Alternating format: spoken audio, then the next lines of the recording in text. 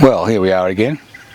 If you ever wondered why a group of crows is called the murder of crows, if you listen closely, it sounds like somebody's been murdered in the underbrush. Actually, it's a group of crows carrying on. So that explains that interesting phrase, a murder of crows. You get a flock of geese, but a murder of crows, and that's the reason. But that's not what we're going to talk about today. We're going to talk about things that are even worse. We're going to talk about now, no other way.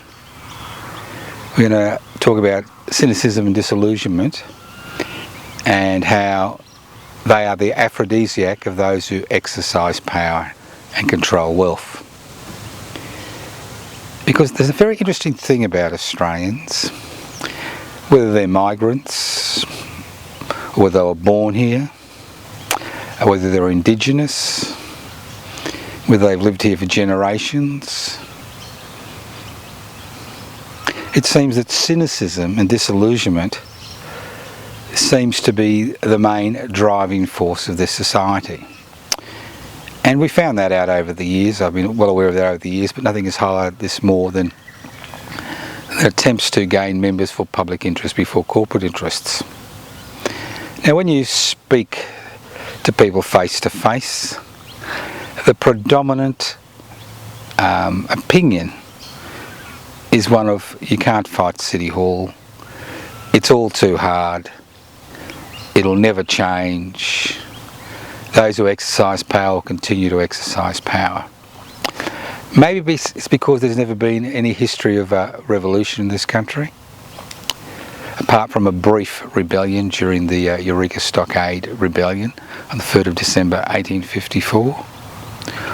Or maybe it's been because being the beneficiaries of a land which was stolen from this country's First Nations people, we tend to basically close our eyes to what's going around us because it's all too hard.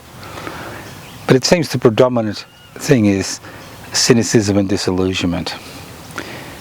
And this is highlighted in people's opinions as far as the parliamentary process is concerned and elections is concerned. Australia is one of the few countries in the world that has compulsory voting. Now, don't annoy me and tell me that voting is not compulsory, that all you have to do is get your name ticked off when you go there, but you've got to go there and have your name ticked off. So for all intentional purposes, it's compulsory. And compulsory voting was introduced in 1922 because less than 30% of Australians bothered to participate in the previous federal election. And to a significant degree that was because of people's disillusionment with what had happened in the First World War, when the war to end all wars turned out to be phony, when people realised that over 60,000 young Australian men were sacrificed on the killing fields for nothing, not for democracy or equality, but for nothing, for God, King and country. And another 60,000 died within 10 years of returning with war wounds. And of the 300,000 that were left, many of them had deep psychological scars which had profound impacts on their partners and children, which continue to filter through our society today. So maybe cynicism and disillusionment is a method of coping.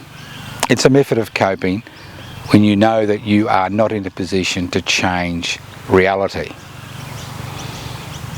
Now, I used to be one of those people who used to believe that ultimate political authority rests in the hands of unaccountable corporations in their boardrooms.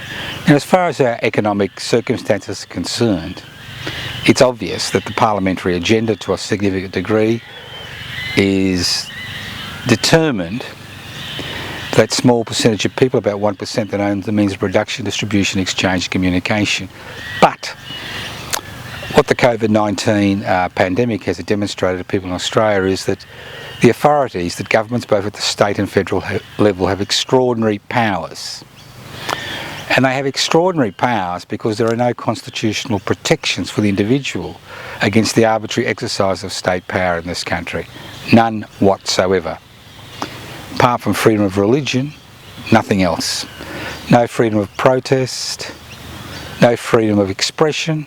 I mean, the High Court had to find an implied right to free speech over 20 years ago because they determined you couldn't have parliamentary elections without free speech. But only that free speech the High Court was able to find in the Australian Constitution is only limited to those 4 to 6 weeks of an election campaign. So obviously there is a great disillusionment, and this disillusionment to a significant degree has spilled over into the parliamentary contest. And I think legislation, especially legislation of the last few months, has highlighted to people how difficult change can be through the parliamentary system. The fact that the federal government and the Labor opposition concerned about micro parties and smaller parties has changed the starting blocks just before the federal election. Political parties now need to have 1,500 members before they can apply for registration. Before that it was 500.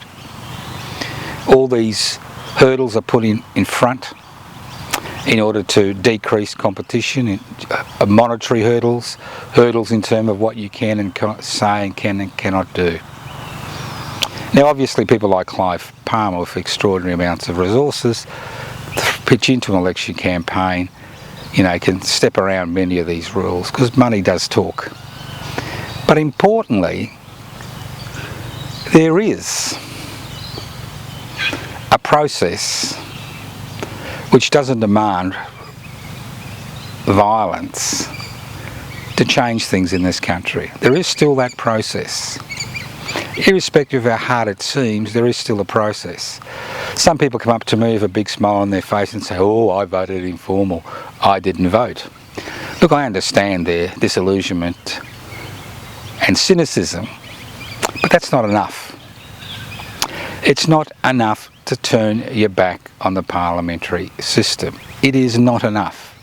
Fair enough if you don't want to participate, that you think it's a bridge too far away to participate, that it's a waste of time. Fair enough, I understand that. But that is not enough. That is what those who exercise power rely on. They rely on people's cynicism and disillusionment. And when they want to make changes, they start saying, well, there is no other way. We need private investment for private profit, capitalism. We need to deregulate. We need to privatise. We need to corporatise. We need to globalise. There is no other way. Well, obviously what COVID-19 pandemic has demonstrated is that there are other ways. There are always other ways for people to try. Now, public interest before corporate interest is not just a political party that wants to elect members to Parliament.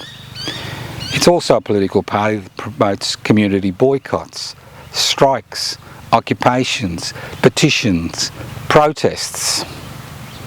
It's not enough to sit in a dark room somewhere or a lighted room and press a button agreeing with everything you see on Facebook. Click, click, click, click, click. And it's not enough to every 3 to 4 years to turn your back on the parliamentary farce and don't cast a ballot. That's nothing. That's exactly what those in authority need. They need a depoliticised population. A population that does not understand the political process. A population doesn't understand that what happens to them ultimately is determined not just by the boardrooms of national and transnational corporations, but in a parliamentary democracy by the political parties which are elected, which have extraordinary powers, as was demonstrated during the pandemic, and much more extraordinary powers in Australia, which is the federation at state and federal level because of our lack of fundamental right in any constitutional arrangements we have in this country. So that's the dilemma. As long as cynicism and disillusionment reigns supreme, and as long as people are willing to sit back and shrug their shoulders and say, there's no other way, there's no point, you can't fight for City Hall, what's the point, we're always going to lose, nothing will ever change. Think about it. If 300 years ago a few Quakers stood up and said that slavery needed to end, we'd still have slavery in this country. We had slavery in this country when colonisation began. We had slavery for many, many, many decades.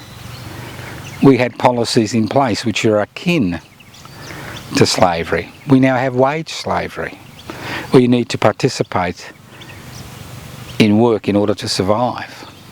And the list goes on and on. But if somebody hadn't stood up 200 years ago and said it's unacceptable to have 5-year-olds working as chimney sweeps and dying before the age of 20, and it's unacceptable for 5-year-olds to be working in mines, then we would still have, as we have in many parts of the world, 5-year-olds working in atrocious conditions as bonded labourers. We would still have that. And we have that in many parts of the world because people say it's all too difficult. Now obviously, individuals can promote ideas, but individuals are not the engine room of change. The engine room of change, whether it's reform or radicalism, has always been the population as a whole. It's always been significant numbers of people who are willing to stand up and fight for what they consider to be their rights and liberties. It's no accident that on 29th of November 1854 at Bakery Hill in Ballarat, the miners who decided to set up the Eureka Stockade swore an oath which highlighted what their struggle was about. And the oath is very simple. We. It said we. Not white Anglo-Saxons, not men, not women, not tall people, not short people, not black people, not pink people, but we. We swear by the Southern Cross. Why the Southern Cross? Because 90% of the people on the Ballarat diggings were from the Northern Hemisphere. In the Northern Hemisphere, you cannot see the Southern Cross. When they lay down in their tents at night after a hard day's work, what they saw in the sky was the Southern Cross. And the Southern Cross reminded them of this new land they had come to, which they believed should be free of the class divisions and the inequalities of the old world. We swear by the Southern Cross to stand truly by each other, mutual aid. When the state fails individuals and families and clans and groups, it's mutual aid which keeps us alive. We swear by the Southern Cross to stand truly by each other and fight to defend our rights and liberties. Because they understood that change doesn't come by sitting around, playing cards, doing jigsaw puzzles, playing with your game console, agreeing or disagreeing with people on the Instagram or the World Wide Web or Twitter or whatever other virtual device you like to play with. Change comes from action. Change comes from ideas. Actions without ideas lead nowhere, they lead to chaos. Action with ideas lead to change. And the history of the human race has been a history of change. We are not fossilised. We're blood, flesh. We're flesh, blood, bones. We are not fossilised. We change to suit the conditions we find ourselves in. That's why the human race has been able to survive through mutual aid. Because we have a state, we have authoritarian governments, and we have a monopolisation of the economy by private investors, does not mean that change is not possible. Everything is possible if people demand change. And that is one thing that public interest before corporate interest is about. It's about change. It's about putting the interests of the many, that's the public, before the interests of the few. And if it means using the parliamentary process to raise ideas during election campaigns, we will use that parliamentary process. And if it means eventually somebody being elected to a state or at a federal level then they will be able to voice those concerns. Whether that change materialises to a significant degree depends on the push for that change. For example, a lot of people have misunderstood the Labor government's reform agenda. They were the most reformist government since Federation, and they continue to be the most reformist government. And why were they reformist? Is because the rank and file members of the Labor Party and radical elements within society demanded reform. They demanded reform by going out on the streets. They demanded reform. And if there's one thing that reform needs, is action. And through public interest before corporate interest, we may be able to push along that reform agenda. We may not achieve it, but we know there are other ways. We don't need to have wage slavery in a country like Australia. We can have a universal basic income which meets individuals' basic human needs, and we can fund that today. We don't need reform or revolution. All we need is legislation in the Houses of Parliament. We can push that reform today. If there was a push for a universal basic income, there would eventually be a universal basic income. While we rely on wage slavery, people will fight tooth and nail to maintain their jobs, because their job means their income means their future, irrespective of what their job is.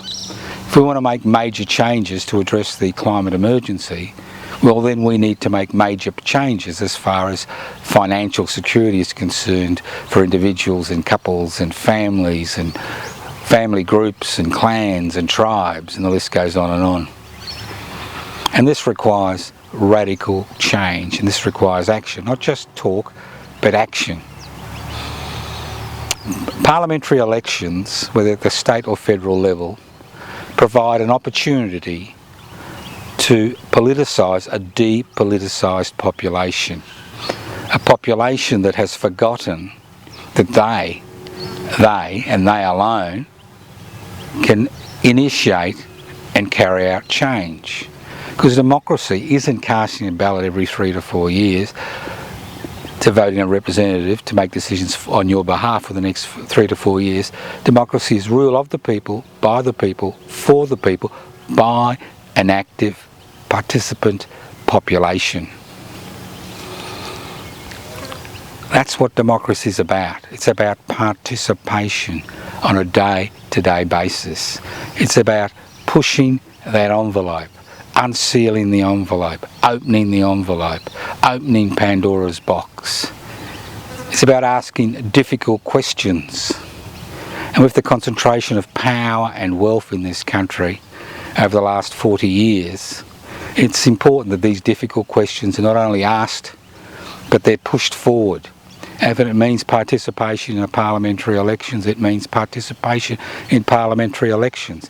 If it means protest, it means protest. If it means strikes and boycotts, community action, that's what it takes. Every little thing we take for granted today in this country came because of the struggle of the people who lived here before us. There'd be no social security system if there had not been a struggle for a social security system.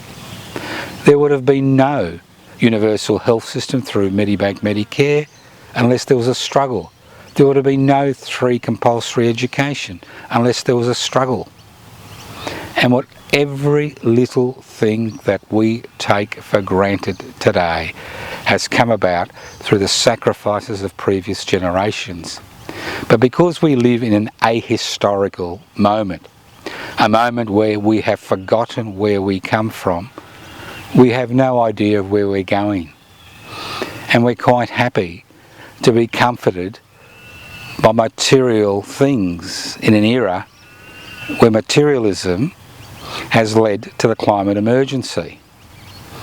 Instead of looking at what's important, human organisation, human interaction, mutual aid, direct democracy, concepts which are so radical to most people that they don't understand what we're talking about. And that's why public interest before corporate interest has become so important.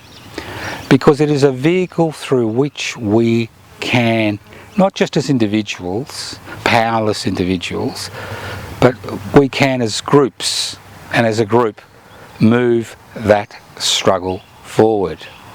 It's one thing to articulate a vision. It's another thing to create the social conditions which make that vision desirable.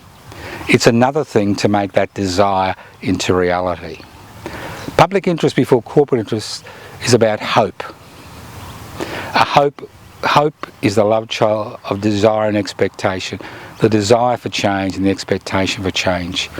It's no accident that our motto as a group, not just a political party, public interest before corporate interest motto is, we are the people we've been waiting for. We know you can't rely on the current batch of political representatives. We know you can't rely on religious leaders.